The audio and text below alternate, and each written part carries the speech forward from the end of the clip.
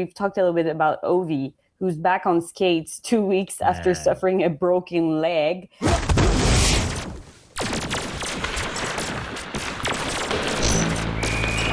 You know, we've said about, like, we talked about how the Leafs were doing good, even if there were a lot of injured players. And we're looking at the Caps and we're like, are we surprised of how well they're doing without their captain?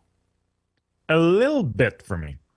Curious to hear Kev on this. A little bit because, and here's why, just a little bit.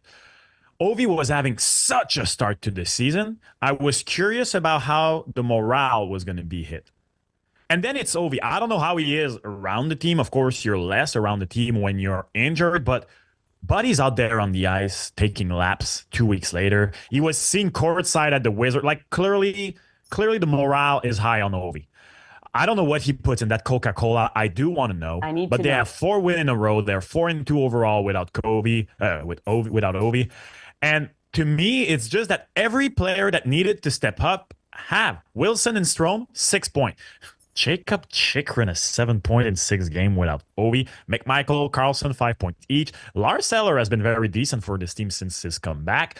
And you know what is, when you look back at the acquisition of the Cap this summer, I remember that the consensus was, that probably won't be enough, but it's, like to try and make a push with Ovi, that's decent. Jacob Chikrin, Pierre-Luc Dubois, and Jacob Chikrin is turning into a steal for the Caps right now. So is Pierre-Luc Dubois, right? Pierre-Luc Dubois is having a resurgence with the Capitals? Yeah, to me, the only reason I'm not on you with this is because of the salary. Yeah, well, for sure. Well, I might be too severe, though. I agree. Like, the contract is a contract. But he's well. He fits well. Yeah.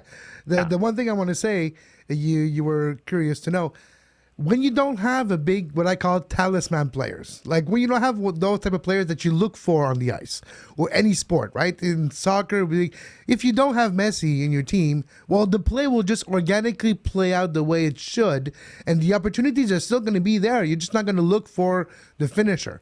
So, example, the Capitals, the goal opportunities are still there. You're just not trying to feed Ovi all the time. So you're getting maybe an even higher goal output. I have to do the math, but an even higher, if you don't want to look at goals, just the amount of high danger chances are probably even higher without Ovi because you're not looking to feed the monster.